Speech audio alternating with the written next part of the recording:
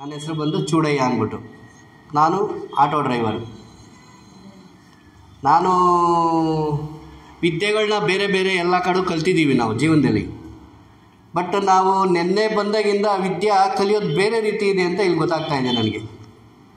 ನಾವು ಕಲ್ತಿರೋ ವಿದ್ಯೆನೇ ಬೇರೆ, ನೆನ್ನೆ ಬಂದು ತಿಳ್ಕೊಂಡಿರೋವಂಥ ವಿದ್ಯೆನೇ ಬೇರೆ ನನ್ನ ತಲೆಯಲ್ಲಿರೋದೀಗ. ನಾವು ಬೇರೆ ರೀತಿ ಯೋಚನೆ ಮಾಡ್ತೀವಿ ನಮ್ಮ ಜೀವನದಲ್ಲಿ. ಬಟ್ ಇಲ್ಲಿ ಬಂದಾಗ ಯೋಚನೆ ಮಾಡೋ ರೀತಿ ಚೇಂಜ್ ಆಗುತ್ತೆ, 100% ಚೇಂಜ್ ಆಗುತ್ತೆ.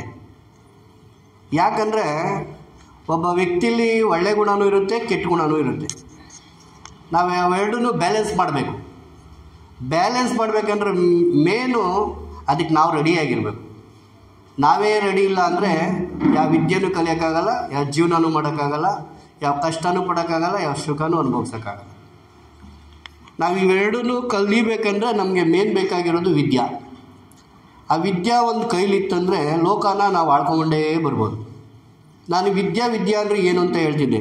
ನಮ್ಮ ತಂದೆ ತಾಯಿ ನನಗೊಂದು ಮಾತು ಹೇಳೋರು, ನಾವು ಕೆಟ್ಟೋಗಿರೋ ಟೈಮಲ್ಲಿ ನಾವಿಲ್ಲ ಅಂದರೆ ನಿಮ್ಮನ್ನ ಯಾರು ಸಾಕ್ತಾರೆ ಅಂತ ಕೇಳೋರು. ಏನಾರ ಒಂದು ಕೆಲಸ ಕಲ್ತ್ಕೋ ಕೈಲಿ ಆ ಥರ ಹೇಳ್ತಾ ಇರೋರು. ಬಟ್ ಅದೇನಾಯ್ತು ಅಂದರೆ ನನಗೆ ಅದು ಅರ್ಥ ಆಗಿಲ್ಲ. ಅವಾಗ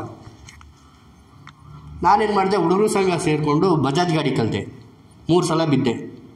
ಅದಾದಮೇಲೆ ಯಾರೊಬ್ಬರು ಆಟೋ ಡ್ರೈವರ್ ಪರಿಚಯ ಆಗಿ ನಾನು ಆಟೋ ಕಲ್ತಿದ್ದು. ನಮ್ಮ ತಂದೆ ತಾಯಿಗೆ ಇಷ್ಟ ಇಲ್ಲ ನಾನು ಡ್ರೈವರ್ ಆಗೋದು.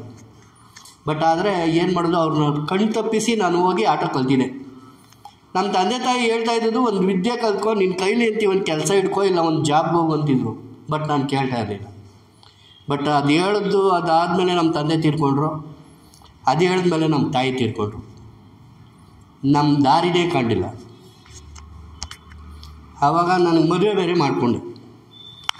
ಯಾವುದು ಈ ಕಡೆ ಜೀವನ ಬ್ಯಾಲೆನ್ಸ್ ಮಾಡೋದು ಹೆಂಗೆ ಅಂತ ನನಗೆ ಗೊತ್ತಾಗಿಲ್ಲ. ಬಟ್ ಅದು ಅವತ್ತು ವಿದ್ಯೆ ಕಲ್ತಿದ್ದು ನನಗೆ ಹೆಂಗೆ ಯೂಸ್ ಆಯ್ತು ಅಂದರೆ, ನಿನ್ನ ಕೈಲಿ ಕೆಲಸ ಏನು ಬರುತ್ತಲ್ವಾ ಅದನ್ನೇ ಮಾಡು ಅಂತ ಹೇಳಿದ್ರು ಯಾರೋ ನನ್ನ ಫ್ರೆಂಡ್ಸು. ನಿನ್ನ ಕೆಲಸ ಏನಿದೆ, ಬೇರೆ ಕಡೆ ದುಡಿಯೋಕ್ಕೆ ಹೋಗ್ಬೇಡ, ನಿನ್ನ ಕೈ ಕೆಲಸ ಇದೆ, ಊರಲ್ಲೇ ಆಟೋ ಓಡಿಸು ಅಂತ ಹೇಳಿದ್ರು. ಬಟ್ ನಾನು ಊರಲ್ಲಿ ಆಟೋ ಓಡಿಸ್ಬೇಕಾದ್ರೆ ಯಾರಿಗೂ ಗೊತ್ತಿರಲಿಲ್ಲ ಇವನು ಆಟೋ ಕಲ್ತಿದ್ದಾನೆ, ಆಟೋ ಓಡಿಸ್ತಾನಂತ. ಬಟ್ ನಾನು ಆಟೋ ಬಂದು ಊರಲ್ಲಿ ಗಾಡಿ ಹೋಗ್ತಿದ್ರೆ ಸೈಡ್ಗೆ ಹೋಗೋರು ಜನ ಎಲ್ಲ ಇಕ್ಬಿಡ್ತಾನೆ, ನಮಗೆ ಇವ್ನಿಗೆ ಆಟೋನೇ ಓಡ್ಸೋಕ್ಕೆ ಬರಲ್ಲ, ಇವ್ನು ಯಾವಾಗ ಕಲ್ತ ಅಂದ್ಬಿಟ್ಟು. 6 ತಿಂಗಳು ನಾನು ಊರು ಬಿಟ್ಟು ಸಿಟಿಲೇ ಓಡಾಡಿದೆ. ಸಿಟಿಲೇ ಗಾಡಿ ಓಡಿಸ್ಕೊಳ್ಳೋನಿ, ಅಲ್ಲೇ ಸೆಡ್ ಗಿಡ್ಗೆ ಹಾಕ್ಬಿಟ್ಟು ಸೀದಾ ಮನೆಗೆ ಹೋಗೋನಿ. ಎಲ್ಲ ಕೆಲಸಕ್ಕೆ ಹೋಗ್ಬೇಕನ್ನೋ ರೀತಿಲಿ ನಾನು ಹೋಗ್ತಾಯಿದ್ದೆ. ಬಟ್ ನನ್ನ ಜೀವನ ಹೆಂಗಾಗ್ತಂದರೆ, ನನಗೆ ಜೀವನ ಪಾಠ ಕಲಿಸಿದ್ದೇ ನನಗೆ ಆ ವಿದ್ಯೆ ಅನ್ನೋದು ನನಗೆ ಗೊತ್ತಿಲ್ಲ. ಬಟ್ ನಾನು ಕಲ್ತಿದ್ದೀನಿ ಅಂತ. ಆ ವಿದ್ಯೆ ಏನು ಅಂತ ನನಗೆ ನೆನ್ನೆ ಅರ್ಥ ಆಯಿತು. ವಿದ್ಯೆ ಅಂದರೆ ನಮ್ಮ ಕೈಲಿ ಒಂದು ಕೆಲಸ ಇದ್ದರೆ ನಾವೆಲ್ಲಿ ಬೇಕಾದರೂ ಜೀವನ ಮಾಡ್ಬೋದು ಅನ್ನೋದು ನನಗೆ ಗೊತ್ತಾಯಿತು. ಮೇನು ವಿದ್ಯೆ. ಆ ವಿದ್ಯೆ ಇದ್ದರೆ 100% ನಾವೆಲ್ಲೋದ್ರೂ ಬದುಕ್ಬೋದು. ನಾನು ಇವತ್ತು ಅವ್ರು ಹೇಳಿದ್ರು ಪಾಕಿಸ್ತಾನದಲ್ಲಿ ಹೋಗ್ಬಿಟ್ಟು ಆಟೋ ಓಡಿಸ್ಬೋದು. ನಾನು ಇಡೀ ಆಲ್ ಓವರ್ ಕರ್ನಾಟಕದಲ್ಲಿ ಎಲ್ಲಿ ಬೇಕಾದ್ರೂ ನಾನು ಜೀವನ ಮಾಡ್ಬೋದು. ಅಂದರೆ ಆ ಕೆಪಾಸಿಟಿ ಅಂದರೆ ಆ ವಿದ್ಯೆ ನನಗಿದೆ. ನಾನು ಎಲ್ಲಿ ಬೇಕಾದ್ರೂ ಹೋಗ್ತೀನಿ, ಎಲ್ಲಿ ಬೇಕಾದ್ರೂ ಇರ್ಬೋದು. ಒಂದು ಆಟೋ ಇದ್ದರೆ ನಾನು ರಾಯಲ್ಲೇ. ನಾನೊಂದು 1000 ದುಡಿತೀನಿ, 2000 ದುಡಿತೀನಿ, ನೈಟೆಲ್ಲ ಮಾಡಿದ್ರೆ 3000 ದುಡಿತೀನಿ. ಅಂದರೆ ಜೀವನ ಕಟ್ಕೊಳ್ಳೋಕ್ಕೆ ಒಂದು ದಾರಿ ನನಗೆ ನನ್ನ ಲಕ್ಷ್ಮಿ ಆಟೋನೇ, ಬೇರೆ ಯಾರೂ ಬಂದಿಲ್ಲ. ಕಷ್ಟದಲ್ಲೂ ಯಾರು ಬಂದಿಲ್ಲ, ಸುಖದಲ್ಲೂ ಯಾರೂ ಬಂದಿಲ್ಲ. ಯಾಕಂದರೆ ನಾನು ಆಲ್ರೆಡಿ ಕಲ್ತ್ಕೊಂಡಿದ್ದೆ. ನಮ್ಮ ತಾಯಿ ನಮ್ಮ ತಂದೆ ಹೇಳಿದಾಗ ನನ್ನ ಮಾತು ಕೇಳಲಿಲ್ಲ. ನಮಗದು ಮೈಂಡ್ಗೆ ಹೋಗಿಲ್ಲ. ನನಗೆ ಬುದ್ಧಿ ಬರಬೇಕಂದ್ರೆ 30 ವರ್ಷ ಆಗೋಗಿತ್ತು. ಸರ್ ಸೇಮ್ ಅವ್ರು ಏನು ಹೇಳಿದ್ರಲ್ಲ ಅದೇ ರೀತಿ ನನಗೆ 30 ವರ್ಷ ದಾಟ್ಬಿಟ್ಟಿತ್ತು. 30 ವರ್ಷ ಆದಮೇಲೆ ನಾನು ಕಷ್ಟ ಅಲ್ಲ ಅನ್ಬೋಗಿದ್ದೀನಿ. ಬಟ್ ಫ್ಯಾಕ್ಟ್ ಓಪನ್ ಆಗಿಲ್ಲ ನನಗೆ ಅರ್ಥ ಆಗಿದ್ದು ಅವಾಗ ಏನಂದರೆ, ನಾನು ಕಷ್ಟಪಟ್ಟಿದ್ದೀನಲ್ವ, ಈ ವಿದ್ಯೆಯಿಂದ ಇಷ್ಟು ಮುಂದಕ್ಕೆ ಬಂದಿದ್ದೀನಲ್ಲ, ನಾನೇ ಗ್ರೇಟು ಅಂದ್ಕೊಂಡು ನಾನು ಇದನ್ನು ಯೋಚನೆ ಮಾಡ್ತಾಯಿದ್ದೀನಿ ನೆನ್ನೆಯಿಂದ. ಬಟ್ ಆ ವಿದ್ಯೆ ಇಲ್ಲ ಅಂದರೆ ಇವತ್ತು ನಮ್ಗೆ ಹಿಂದೆ ಮುಂದೆ ಯಾರೂ ಇಲ್ಲ ಸರ್. ನನ್ನ ಹೆಂಡ್ತಿ ಆಟೋ ಊರ ಒಳಗಡೆ ಕಾಸು ಕೇಳಿದಾಗ ಕೊಟ್ಟಿಲ್ಲ. ಕಾಸು ಅವರು 5 ಲಕ್ಷ ಸಾಲ ಇತ್ತು. ನಮ್ಮ ತಂದೆ ತಾಯಿ ಮಾಡಿದ್ದು ಕಷ್ಟಕ್ಕೆ ಮಾಡಿದರು. ಬಟ್ ಅವರು ಸಾಲ ಮಾಡಿದರೆ ಮಕ್ಕಳು ಸಾಕೋದು ಅವತ್ತು ಕಷ್ಟ ಇತ್ತು. ಅವತ್ತಿನ ಕಾಲಕ್ಕೆ ಅವತ್ತು 10 ರೂಪಾಯಿ 4 ಆಣೆಗೆ ಎಷ್ಟು ಬೆಲೆ ಇತ್ತು. ಇವತ್ತು 1000 ರೂಪಾಯಿ ಅಂದರೆ ಲೆಕ್ಕನೇ ಇಲ್ಲ, 50,000 ಅಂದರೆ ಲೆಕ್ಕ ಇಲ್ಲ. ಮಕ್ಕಳು 1 ಲಕ್ಷ ಅಂತಾರೆ, 2 ಲಕ್ಷ ಅಂತಾರೆ, 3 ಲಕ್ಷನೇ ಅಂತಾರೆ. 3 ಲಕ್ಷ ನಮ್ಮ ಪ್ರಾಣ ಹೋಗೋದು ಅವಾಗ. ಅಷ್ಟು ಇವತ್ತು ನಾವು ಬಡ್ಡಿನೇ ಕಟ್ತಾಯಿದ್ದೀವಿ 5 ಲಕ್ಷಕ್ಕೆ. ಬಟ್ ಅದು ತೀರ್ತಾ ಇಲ್ಲ. ತೀರಕ್ಕೆ ಒಂದು ದಾರಿ ಮಾಡ್ಕೋಬೇಕಂದ್ಬಿಟ್ಟು ಮುಂದಾಲೋಚನೆ ಮಾಡಿ ಆ ರಾಜು ಸರ್ ಅನ್ನೋರು ನನಗೆ ಮೀಟ್ ಆಗಿದ್ದು. ಅವರೇ ಇವತ್ತು ದೇವರು.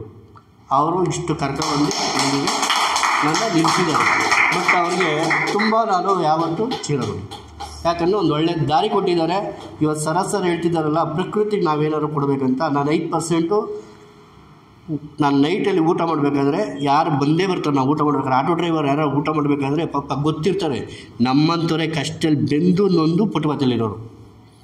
ಅವ್ರ ಜೀವನದಲ್ಲಿ ಎಲ್ಲ ಆಟ ಆಡ್ಬಿಟ್ಟಿದ್ದಾರೆ, ಬಟ್ ಅವ್ರನ್ನ ಕೇರ್ ಮಾಡೋರು ಯಾರು ಇಲ್ಲ ಅಕ್ಕಪಕ್ಕ. ಬಟ್ ಅವ್ರೇನಾಗಿದ್ದಾರೆ ಪುಟಪತಿಲಿದ್ದಾರೆ. ಅದು ಅಬ್ಸರ್ವ್ ಆದಾಗ ನಮ್ಮನ್ನೇ ಬಂದು ಕೇಳಿದವರು, ಬೇರೆ ಅಫಿಷಿಯಲ್ಗಳನ್ನ ಅವರು ಟಚ್ಚೇ ಮಾಡಲ್ಲ. ಆಟೋ ಡ್ರೈವರ್ ಊಟ ಮಾಡ್ತಾರೆ, ಬಂದ್ಬಿಟ್ಟು ಅಣ್ಣ ಊಟ ಅಂತಾರೆ. 100% ನಾನು ಡೈಲಿ ಈ ಕೆಲಸನ ನಾನು ಮಾಡ್ತಾನೇ ಇದ್ದೀನಿ. 4 ವರ್ಷದಿಂದ ನಾನು ಶುರು ಮಾಡ್ತಾನೇ ಇದ್ದೀನಿ. ನಂದು 50 ರೂಪಾಯಿ ಖರ್ಚಾಗ್ಬಿಟ್ಟು ಬರೋಲ್ಲ. ಅವನು ಕಷ್ಟ ಬಿದ್ದಿದ್ದಾನೆ, ಅವನು ಹುಚ್ಚ ಅಂತಾರೆ ಜನ. ಹುಚ್ಚ ಅಲ್ಲ ಅವನು, 100% ಪ್ಯೂರ್. ಎಲ್ಲ ಇಡೀ ಜೀವನನ ಆಟ ಆಡ್ಕೊಂಡು ಎಲ್ಲ ಕಲಿತು ನೊಂದು ಯಾರು ಬ್ಯಾಕಲ್ಲಿ ಇಲ್ಲದಾಗ ಆ ವ್ಯಕ್ತಿ ಹುಚ್ಚ ಆಗೋಕ್ಕೆ ಸ್ಟಾರ್ಟ್ ಆಗ್ತಾನೆ. ಹುಚ್ಚ ಸುಮ್ಮನೆ ಆಗಲ್ಲ ಸರ್. ಒತ್ತಡ, ಟೆನ್ಷನ್ನು, ಮನೇಲಿ ಬೆಲೆ ಇರೋಲ್ಲ, ಹೆಂಡತಿ ಹತ್ರ ಬೆಲೆ ಇಲ್ಲ, ಮಕ್ಕಳ ಹತ್ರ ಬೆಲೆ ಇಲ್ಲ, ಅವನೆಲ್ಲಿ ಹೋಗಬೇಕು? ಮನೇಲಿ ಜಾಗ ಇರೋಲ್ಲ, ಅವನೇನು ಮಾಡ್ತಾನೆ? ಕೇರ ಫುಟ್ಪಾತ್ ಆಗೋದೇ ಅವರು. ಯಾರು ಹುಚ್ಚರಲ್ಲ, ಅವ್ರಿಗೆಲ್ಲ ಮನಸ್ಥಿತಿ ಎಲ್ಲ ಕರೆಕ್ಟಾಗಿರುತ್ತೆ. ಬಟ್ ಹುಚ್ಚರು ಯಾಕಂದರೆ ಸ್ನಾನ ಮಾಡಲ್ಲ. ಬೆಂಗಳೂರಲ್ಲಿ 3 ದಿವಸ ನಾವೇ ಕ್ಲೀನಾಗಿ ಸೋಪು ಪೌಡ್ರ್ ಹಾಕೊಂಡು ಹೋಗ್ಬಿಟ್ಟು ಒಂದು ದಿವಸ ನಾವು ಮೆಜೆಸ್ಟಿಕ್ಕಲ್ಲಿ ಹೋಗಿ ನಿಂತ್ಕೊಂಡ್ರು ಸರ್, ಸಾಯಂಕಾಲದ ಹೊತ್ತಿಗೆ ನಾವು ಹಿಂಗಂದ್ರೆ ಹುಚ್ಚರು ನಾವೇ. ಆ ಪೊಸಿಷನಲ್ಲಿದೆ ಬೆಂಗಳೂರು ಇವತ್ತು. ಯಾರು ಬೆಂಗಳೂರಲ್ಲಿ ಎಲ್ಲೋ ಯಾವರೆಲ್ಲೋ ಬಂದು ಜೀವನ ಮಾಡ್ತಾರೆ ಇಲ್ಲಿ ಅಲ್ವಾ? ಅವ್ರಿಗೆ ಕೇರ್ ಮಾಡೋರು ಯಾರು? ಇವತ್ತು ನಾನು ಹುಬ್ಳಿ ಇರ್ಬೋದು ಸರ್, ನಾನು ಇಲ್ಲಿ ಬಂದು ಜೀವನ ಮಾಡೋಕ್ಕಾಗಲ್ಲ. ಮನೆ ಇದ್ದರೆ ಜೀವನ ಮಾಡೋದು, ಮನೆ ಇಲ್ಲ ಅನ್ಕತೆ. ಇಂಥ ಕೇಸ್ಗಳು ಸುಮಾರು ಜನ. ನಾನು ಯಾಕಂದರೆ 24 ಗಂಟೆ ರೋಡಲ್ಲಿ ಇರ್ತೀನಿ. ಭವಿಷ್ಯಗಳು ಒಬ್ಬೊಬ್ರು ಫುಟ್ಪಾತಲ್ಲಿ ನೋಡಿದ್ರೆ ಹೊಟ್ಟೆ ಉರಿತಾ ಇರುತ್ತೆ. ಈ ಥರ ಎಲ್ಲ ಆಗಿದೆ ಜೀವನ. ಅವ್ರು ನಾನು 8% ನಾನು ಮಾಡ್ತಾನೇ ಇದ್ದೀನಿ. ಇದು ನನ್ನ ಒಂದು ವಿಷಯ. Thank you sir. ಬಿಸ್ನೆಸ್ ಜ್ಞಾನ ಭಂಡಾರದಲ್ಲಿ 3 ಪುಸ್ತಕ ಇರುತ್ತೆ. 3 ಪುಸ್ತಕ ಸೇರಿ ತುಂಬಾ ಕಡಿಮೆ ಬೆಲೆಗೆ, ಅಂದ್ರೆ ಪ್ರಿಂಟಿಂಗ್, GST ಮತ್ತೆ ಸರ್ವಿಸ್ ಕೊರಿಯರ್ ಚಾರ್ಜಸ್ ಬಿಟ್ರೆ ಮತ್ತೇನು ತಗೊಂತ ಇಲ್ಲ. ಟೀಮ್ ಕಟ್ಟೋದು ಹೇಗೆ, ಕಡಿಮೆ ಸಮಯದಲ್ಲಿ ಹಣ ಹೇಗೆ ಗಳಿಸಬಹುದು. ಸೊ ತುಂಬಾ ಜನ ಪುಸ್ತಕ ತಗೊಂತಿದ್ದಾರೆ. ತುಂಬಾ ಕಡಿಮೆ ಸ್ಟಾಕ್ ಅವೈಲೇಬಲ್ ಇದೆ. ಆದಷ್ಟು ಜಲ್ದಿ ತೆಗೆದುಕೊಳ್ಳಿ. ಹಾಗಾಗಿ ಅಂಬೇಡ್ಕರ್ ಅವರು ಒಂದು ಮಾತು ಹೇಳಿದ್ದಾರೆ, ಯಾರು ಶಿಕ್ಷಣವನ್ನು ಪಡಿತಾರೆ ಅವರು ಹುಲಿಯ ತರ ಗರ್ಜನೆ ಮಾಡಬಹುದು ಅಂತ. ಹಾಗೆ ನಾನು ಕೂಡ ಹೇಳ್ತೀನಿ, ನೆಟ್ವರ್ಕ್ ಮಾರ್ಕೆಟಿಂಗ್ ಅಲ್ಲಿ ಯಾರು ಜ್ಞಾನವನ್ನು ಪಡಿತಾರೋ ನೆಟ್ವರ್ಕ್ ಮಾರ್ಕೆಟಿಂಗ್ ಅವರು ನೆಟ್ವರ್ಕ್ ಮಾರ್ಕೆಟ್ ಅಲ್ಲಿ ಹುಲಿ ತರ ಗರ್ಜನೆ ಮಾಡಬೇಕು ಅಂತ ಹೇಳಿದ್ರೆ ಈ MLM ಬಿಸ್ನೆಸ್ ಜ್ಞಾನ ಭಂಡಾರ ಪುಸ್ತಕನ ಇವತ್ತೇ ಖರೀದಿ ಮಾಡಿ. ಸೊ 97393139 ಈ ನಂಬರ್ಗೆ ಕಾಲ್ ಮಾಡಿ ನಾನು ನಿಮಗೆ ಹೇಗೆ ತಗೋಬೇಕು ಅಂತ ಹೇಳ್ತೀನಿ. ಫ್ರೀ ಹೋಮ್ ಡೆಲಿವರಿನೂ ಇರುತ್ತೆ. ಸೊ ಇದನ್ನ ಮೊದಲು ಫೈನ್ ಸ್ನೇಹಿತರೆ, ಇನ್ನು ಹೊರಡ್ತೀನಿ ನಾನು. ಮತ್ತೆ ಹೊಸ ವಿಡಿಯೋ ಜೊತೆ ಬರ್ತೀನಿ. ಸಬ್ಸ್ಕ್ರೈಬ್ ಮಾಡೋದು, ಲೈಕ್ ಮಾಡೋದು, ಲಿಂಕ್ ನ ಶೇರ್ ಮಾಡೋದು ದಯವಿಟ್ಟು ಮರಿಬೇಡಿ. ಮತ್ತೆ ಆಲ್ ದ ಬೆಸ್ಟ್. ಮತ್ತೇನಾದ್ರೂ ಇದ್ರೆ ನನ್ನ ಜೊತೆ ಪರ್ಸನಲ್ ಟಚ್ ಇರಿ. Love you, take care, bye.